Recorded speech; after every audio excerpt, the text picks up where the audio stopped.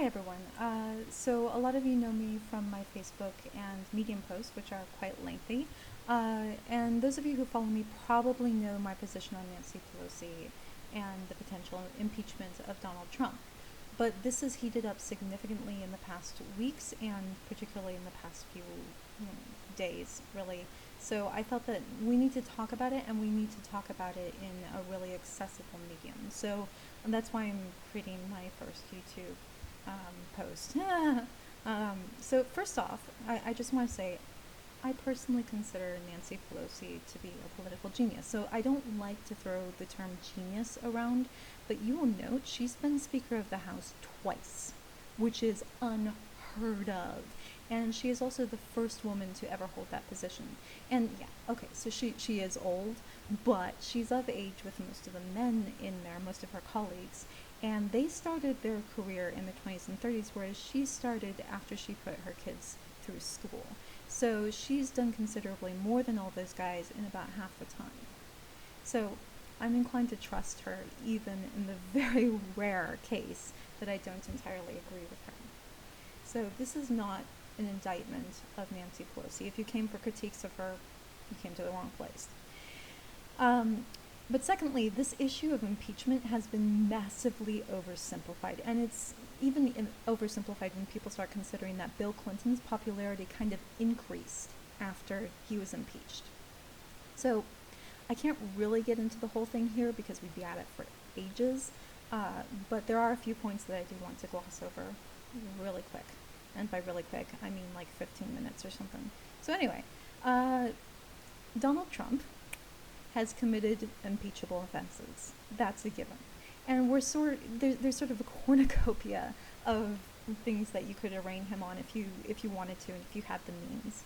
So there's the conspiracy with Russia, there's incitements of violence, there's outing of intelligence assets, his behavior towards Mohammed bin Salman, the multiple Gulf excursions, the trafficking of immigrant and domestic workers, rerouting the Air Force and Mike Pence to spend time at his resorts, and on and on and on and on and on. And this is even before we start talking about the latest thing where he's trying to rig the 2020 vote and trying to get the Ukraine involved in investigating Joe Biden and his son, which is insane, all on its own. So, yeah, this guy has no business being president, but guys, a lot of this was true before he became president. And so I know a lot of you are like, oh my god, they were both bad. But no, like, sorry, even if you hated Hillary Clinton, you have to admit that the woman was a little d-Democrat. She was pro-democracy. Democracy. Like as in the system where you vote and you get power because you voted. So like even she would have been a powerful, no nonsense, get stuff done president, and like you wouldn't have liked everything that she did. And that's fine. Like I don't agree with everything every politician does. But she wouldn't have undermined democracy. And in your heart of hearts, all of you know that she was not lining her pockets. I'm sorry, but that argument that she was as corrupt as Donald Trump is just corrupt in and of itself. So don't even. Like, you know better. So this is not to say that we deserve Donald Trump, because literally no one does. But we need to start thinking of him like a cancer or an infestation. It would have been easier to just prevent him, to not let him happen. But now that he's here, we have to find a way to get rid of him without destroying the building or killing the patient, whichever metaphor you want to use, or analogy, I guess that was. Anyways, so it is true that if Democrats take a swing at him and miss, he's going to gain in popularity. So at that point, his narrative will become, they tried to paint me as corrupt, but couldn't make it stick. Okay, so I can't do impressions. But anyway, so I know it's painfully obvious to most of you that regardless of the outcome, Trump is just obscenely corrupt. But there were 63 million Americans who were either unaware of that or didn't care. So regardless of how strongly you personally feel about this issue or how clear you think it is, and I agree with you, that narrative, his narrative, might actually work on the people who support him. So just keep that in mind. Like, not everybody thinks the same. It would be easier if we did, but we don't. Democracy. So anyway, the other thing that I need to point out is that impeachment is not a trial. So given how the Justice Department has decided to interpret laws and previous decisions, Donald Trump can only be indicted after he leaves office, however that happens. Like if he gets somebody else gets elected and he gets ousted, he gets removed, or if he just simply pulls a Nixon and leaves. But as long as he's in there, he's not going to be indicted. So the House at this point would probably impeach Trump, but he needs to be removed by the Senate. And at this moment, the Senate is not going to remove him. That's just not going to happen. So that puts him in roughly the same place as Bill Clinton was when he himself was impeached. And yeah, I know Bill Clinton just lied about being a bit unfaithful, which is completely different from what Trump did. Trump is basically destroying our democracy, and Clinton just, had sex with the wrong person and lied. But that's kind of beside the point. So in this situation, if the Senate doesn't remove Trump, he not only can avoid indictment, but it could pave the way for his re-election. And depending on exactly how the statute of limitation turns out, that might keep him from indictment on some of these charges indefinitely, or basically forever. He could escape indictment. But I also want to take you through a few of a few of the less likely scenarios, because some of them I think may become important as we are talking about impeachment in the near future. So let's assume for a moment that the Senate actually does remove Donald Trump and that he and his family get indicted. Yay! But that means Pence is now president. So Mike Pence, if you recall, advocated for the torture of children and presided over the spread of AIDS in his state. He may not be a monster on the order of Trump, but we're talking Beelzebub versus Satan here. So Pence is probably neck deep in a number of these little conspiracies and scandals himself. He did agree to stay at the Trump properties, and it turns out that he may have known that General Flynn was lying to him. And of course, General Flynn is now in prison, so that's not great. But what I'm saying is that eliminating Trump does not eliminate the full problem, and it might actually exacerbate it. Pence is not himself the brightest bulb on the absurdly white Christmas tree, but he's smart enough to keep him out of the worst scandals of this administration, and thus far he has, largely. So on top of that, the successful removal and indictment of Donald Trump will cause the GOP to rally around Pence or around whoever they nominate. So the recipe for defeating Donald Trump in an election is to simply put a reasonably intelligent woman up against him, because he cannot deal with women. He unraveled and sort of melted into a pool of his own sweat when Hillary Clinton just greeted him by his first name. So this guy cannot handle women. He's scared of us. It's cool. But keep in mind that was before the Me Too movement. So it's not like we've solved misogyny, but things are a little bit better than they were, just a little bit. And so anyway, and this was also before people were willing to accept the full extent of his criminality. So the GOP at that point did reluctantly rally around him and has never really had the courage to reject him. But if you remove Trump, then they will rally around Pence. So this makes the GOP this puts the GOP in a much stronger position. And as deeply sexist as Pence definitely is, he's not stupid enough to call a woman nasty on national television. So Pence is still pretty dumb, so I'm confident that any of the women in the top 5 could easily defeat him in a debate, but it wouldn't be as resounding and thorough as it would be against Trump. And with Pence, even if he does lose the debates, the GOP won't care, because they've already watched their leader go down in flames.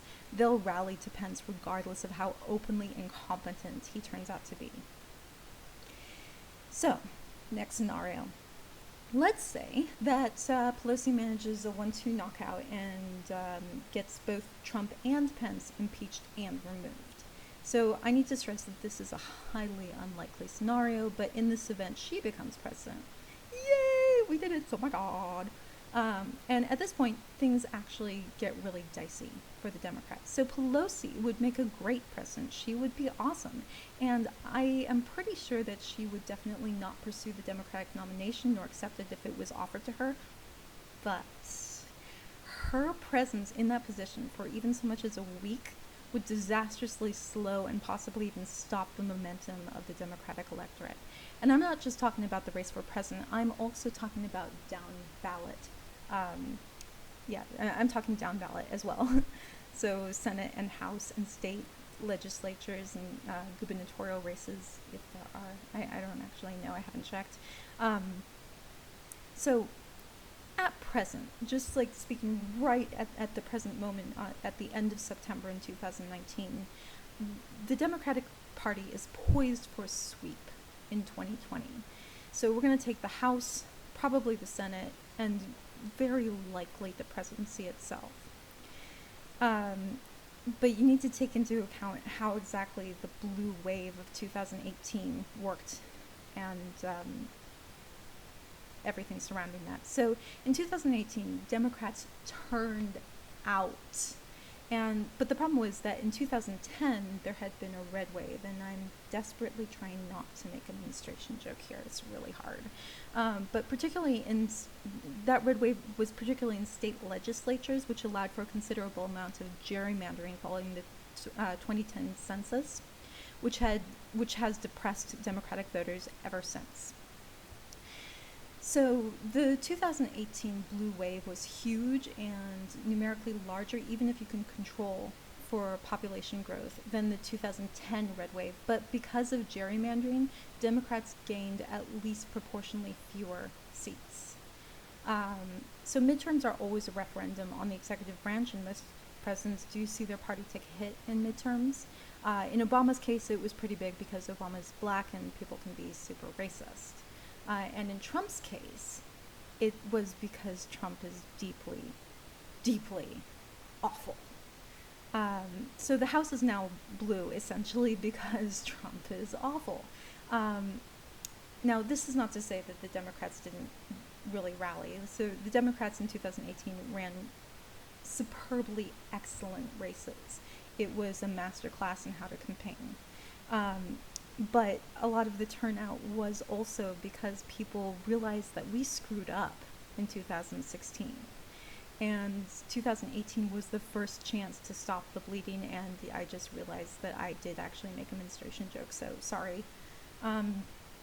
Anyway, so with Trump as the GOP nominee in 2020, there will be major Democratic turnout, and assuming a free and fair election, and put a pin in that, we'll get to it. Not only are we likely to have a Democratic president elected in 2020, but we will also have a Democratic House and probably a Democratic Senate, simply because Trump's on the ballot. This will also be because the GOP voters and swing voters are more likely to either stay at home or vote blue if Trump's on the ballot. Some of them will still vote the party line because, like I said, not everybody always thinks the same. But a lot of them are also actually pretty disgusted with him, and I can't blame them. Like, I can blame them for voting for him in the first place, but like, if they're disgusted with him now, I am sort of like, well, you're late to the party, but thanks. So that all changes, though, if the GOP has any excuse to suggest that they're under assault. So if Pence is the nominee or if Pelosi is president, then not only will the GOP turn out, but it's possible that the Democrats won't. So that is the danger here. I'm not saying that we shouldn't impeach Trump because he is awful and we don't really have a choice here, but this is what could happen. So this is why I wanted to put this in a post like this. And this is the kicker, 2016 was not a free and fair election, and there's mounting evidence to suggest that 2020 won't be either. this is the really dangerous part. Our democracy is failing, and I don't know how to emphasize that enough. So this is not about Bernie Sanders, really. He put forth this idea that he was robbed, and he wasn't. He was actually part of the problem. And I know a lot of you are upset with me for saying that right off the bat, but Bernie Sanders undermining faith in the DNC is part of what allowed Trump to undermine faith in the entire system. So there's a lot of problems in there, and Russia was certainly giving money where it shouldn't have been, to both the Sanders and Trump campaign, and support to both the Sanders and Trump campaign. And of course, the efforts of Tad Devine and Paul Manafort are very, very questionable. But we have to really be concerned about what happened in 2016. A lot of people say, oh, it's in the past, just forget about it. But no, that was not a free and fair election.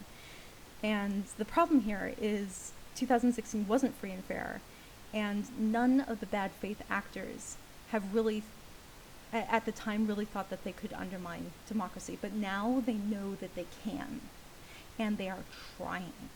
They are upping their game for 2020. So in 2016, people elected Hillary Clinton, but the Electoral College meant that she couldn't take office. In 2020, if the issues of 2016 are not dealt with, then we're going to have a contested DNC nomination. We're going to likely see a situation where vote counts are even less sensical than they were in 2016. There was probably going to be more voter suppression, and there was voter suppression in 2018 too, if you recall. There's going to be rigging of votes. You might even see hacking of machines, like very clear hacking of machines this time. So it's going to be a massive something I can't say on YouTube, but I think you get the gist. And all of this is hugely dangerous. Democracy is actually really delicate, and that's simply because it intentionally places power in the hands of the powerless. But American democracy might be able to survive one rigged national election. I don't really have the heart to say it can't survive two, but yeah, basically that's my point.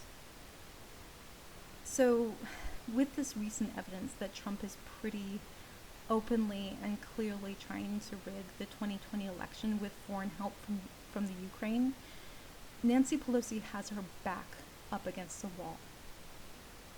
She has to go forward with impeachment, because whereas before we had a chance to vote this guy out, now he's actively and openly taking a sledgehammer to the support beams of American democracy.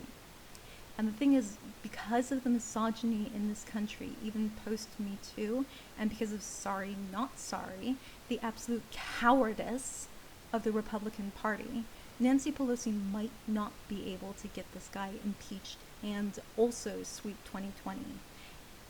And she has to, because the GOP is no longer interested in little d democracy. They are happy with autocracy. That's not America. So basically, I trust Nancy Pelosi. And I've always been in the camp that sort of looked at her critics and guffawed. But she is in a really tough position here. Before, I really do think she was playing the long game, but now she has no choice but to act. We're staring down the death of democracy here.